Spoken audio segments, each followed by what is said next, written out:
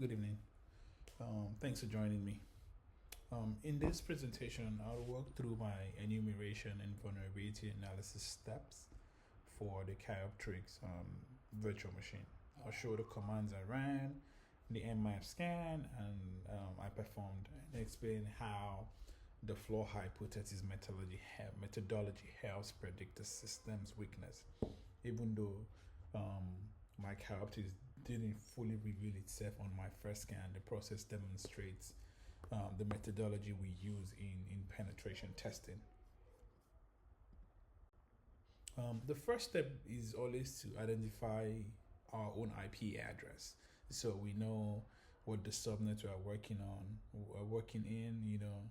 Here you can see that my Kali Linux machine is on 192.68.56.0/22 network using the interface. This tells me which network range to target, which nmap when scanning for Chioptrix. This is basic but essential. If you don't know your own machine's IP and subnet, your scans will be aimed in the wrong direction. Um, to locate the Chioptrix machine, I scan the entire subnet. This discovery phase, is also known as footprinting. The scan identified only two hosts, my Kali machine and the default VirtualBox gateway. Chioptrix didn't really appear yet, which usually means either the VM wasn't powered on or the network mode wasn't bridged or host only correctly. Still, this step is important because it confirms what is actually reachable. For this scan, this scan tries to pull back service versions and operating system information using like fingerprinting. Since only closed ports were returned, this is strong evidence that the target is in Chioptrix. Chioptrix typically exposes several services, Apache, Samba, RPC, MySQL, etc.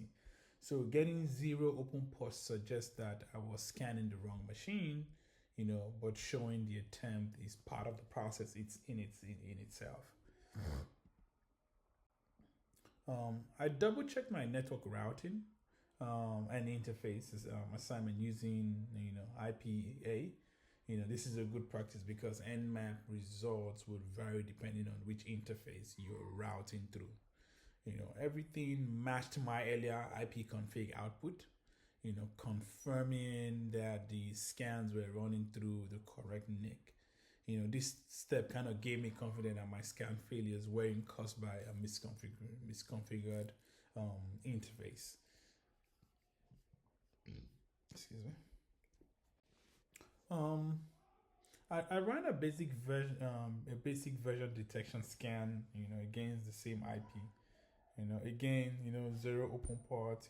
Captic normally lights, it lights up like Christmas trees, with open services. So this result confirms that we're not looking at the vulnerable machine yet. Still, it demonstrated the step-by-step enumeration process expected in a real engagement. Um, you know, this is the no stone unturned scan.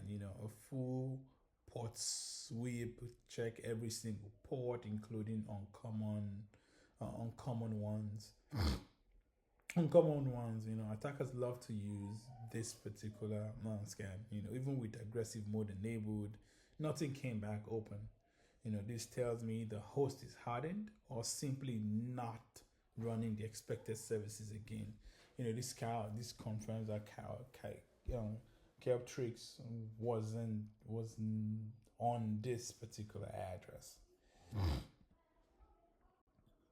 Um, because some services only run on over UDP, I ran a UDP scan. Many pen testers skip this step, but it's actually important. DNS, SMMP, NTP, and DHCP all run on UDP. In this case, nothing was open. That kind of lines up with, my earlier results. um, I will go into the flaw hypothesis methodology. Three-step. We gather evidence to form hypothesis. We test those hypotheses. An example of that would be, if Chiropteryx was present, its outdated Samba version would likely be, vulnerable to maybe trans open outflow or maybe exploit itself. This methodology helps to make educated prediction about what might be vulnerable based on what we discovered. Even though chiroptic didn't appear in the round of scans, the hypothesis remains valid. Older Linus distribution with Samba 2x almost always contains remote code execution vulnerabilities itself. In conclusion, or to wrap this up, I worked through the full enumeration and scanning process. Although Chaoptic didn't show up, the methodology stayed the same. And find my network, find the active host, fingerprint services, and then build hypotheses based on what was discovered. The next step for me is basically will be switching the chiroptery to bridged or host only network mode so it shows up correctly, and that would help with getting better results. So thank you very much for listening, and I'll talk to you next time. My name is Isa Yusuf.